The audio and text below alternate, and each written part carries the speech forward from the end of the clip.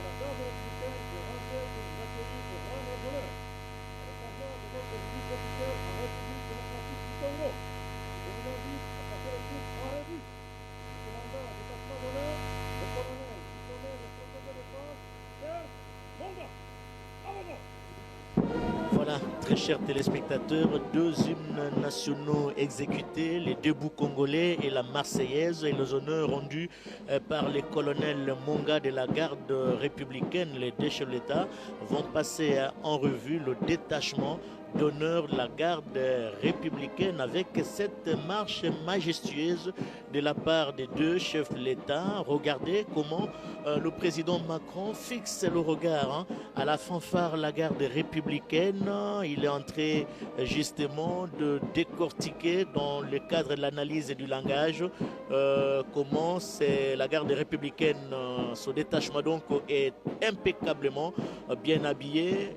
Au-delà de la fanfare, il y a également les cavaliers de la garde républicaine. Regardez comment le président Macron marche. Il n'échange pas le regard, toujours fixé, en train de découvrir ces cavaliers de la garde républicaine qui sont très bien habillés.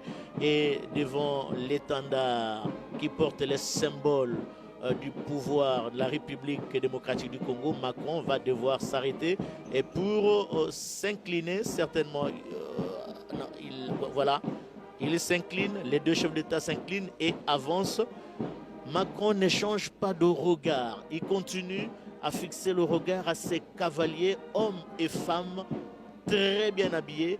Et ce sont eux qui sont habitués à se déployer dans des circonstances pareilles pour réserver un accueil ou rendre les honneurs à tous les invités de marque du président de la République. Les honneurs terminés, les deux chefs de l'État s'avancent. Les deux chefs de l'État, avancent et ils vont se mettre juste devant l'entrée du palais de la nation au niveau de la rotonde pour prendre une photo. Oui, voilà. Du côté français, il y a le drapeau français et le drapeau de l'Union européenne. Et du côté congolais, le drapeau congolais et le drapeau de l'Union africaine. Poignée de main, sourire suspendu sur les lèvres. Ça, ce sont des attitudes des deux chefs d'État, congolais et français, qui vont se retirer d'un moment à l'autre pour prendre les marches qui vont jusqu'au niveau du bureau du président de la République. Ils vont choisir quel bureau. Généralement, c'est au niveau du bureau diplomatique du président de la République, où il reçoit pratiquement tous les invités de marque qui viennent ici au rang des chefs d'État et qui passent par le palais de la nation. C'est le bureau diplomatique que le président Félix-Antoine Tshisekedi Tshilombo reçoit, ses invités de marque. C'est ça, c'est que j'ai l'habitude d'appeler le couloir du pouvoir. Ça se trouve au premier niveau du palais de la nation. Le président Macron salue les officiels congolais avec en tête le premier ministre Jean-Michel Sama Lukonde. Et de loin, je vois le ministre de la Communication et des Médias, Patrick Mouyaya, porte-parole du gouvernement. Tout à l'heure, Giscard Koussema disait, parlait du narratif. Eh bien, le narratif, le Congo, là déjà depuis l'accession, l'arrivée, mieux l'avènement du gouvernement Jean-Michel Sama Lukonde, le nouveau narratif, c'est un concept conçu pour faire voir aux Congolais tous les efforts fournis par le gouvernement dans le cadre de la redevabilité. Le président de la République qui présente les membres de son cabinet à l'instar de Mme Bestine Kazadi, qui est également présidente de l'ASV Club, une femme à la tête d'une grande équipe de football en République démocratique du Congo. Il faut le faire, tant mieux, avec les bas perdus hier, mais le championnat, mieux, le challenge continue encore. Il y a beaucoup d'espoir que cette équipe soit qualifiée. Voilà, le président qui continue à présenter les membres de son cabinet au président Macron, et d'un moment à l'autre, ils vont devoir se retirer, très chers téléspectateurs, pour parler. Alors parler des choses sérieuses concernant la nation. Il sera également question, nous l'avions dit au début de notre intervention, il sera notamment question de cette agression dont est victime la République démocratique du Congo. Et pour les Congolais, il n'y a pas 4 chemins à suivre. Ils attendent du président français un langage clair, après la salutation des officiels congolais. Maintenant, c'est le président Félix-Antoine Tshisekedi Tshilombo qui salue la délégation française. Et le président Macron a l'insigne honneur de présenter chaque membre de sa délégation au président français. Mais regardez l'attitude du président français, même si nous sommes quelque peu dérangés par les services. L'attitude du président français, c'est quoi? Il y a un sourire. Il a un sourire suspendu aux lèvres. Les deux chefs de l'État vont, effectivement, je l'ai dit, j'avais raison, ils prennent la direction du bureau diplomatique du chef de l'État et les portes sont fermées. Pas de caméra, pas de photo, il n'y aura pas de caméraman, il n'y aura pas de photographe. Juste peut-être pour quelques secondes et ils vont sortir et laisser les deux chefs d'État, en tête à tête pour parler justement des choses sérieuses au nombre desquelles figure notamment cette agression dont est victime la République démocratique du Congo, et les Congolais ne cherchent pas mieux que d'entendre la bouche du président français prononcer les mots agression. Les mots agression est condamné avec des termes fermes et durs cette complicité entre le Rwanda et les terroristes du M23 avec tous les cortèges de malheur que cela provoque dans la partie est de notre pays et précisément dans la province du Nord Kivu. Mathieu Modibangu, je vous ai vu